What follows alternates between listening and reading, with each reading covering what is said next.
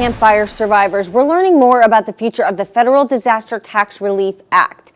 Last week, we told you that the bill this week would be going to a House floor for a vote as a standalone. New at 6 today, I sat down with Congressman Doug LaMalfa to find out what this means for your shot at keeping your relief money.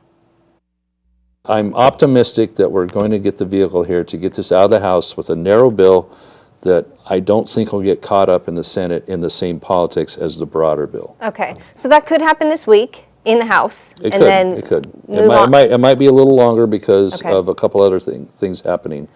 And so, especially if they want to modify it in such a way that it'll be actually a little bit cleaner bill. I have a question about the larger package. So say we pull this out and make it into a smaller one, and something goes wrong and it's still held up in the Senate as well. But the other one moves forward in the Senate first. Would the bigger one? Yeah, the bigger one. Would our relief still be a part of it, or it's been taken out? Yeah, it would still. It can be in both places at the same time. Yes. Whatever one gets approved first. It's yes. For people who have already paid, that's the question I get the most often is, if say this gets passed in one form or another, will it be retroactive? Will they get their money back? We're intending that it is retroactive because the payment is what it is. It was paid not as a a normal income year type thing. It's its own entity that was done in order to help people recover from the fire damage that happened from the disaster.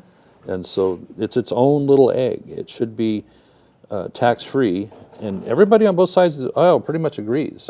This petition to discharge it, bring it out of a committee or wherever it's stuck to the floor, I think is going to be the vehicle. And if that isn't the vehicle right away, we're also looking at the Baltimore Bridge appropriation. That's an emergency appropriation. This still is under a category of an emergency as well. So if we have to go take a ride with that one too, if this gets held up somehow, which I don't think it will, but we're looking for any angle on that because, folks, God bless you, you've been patient and you've stuck with us on this thing, and we're going to get there.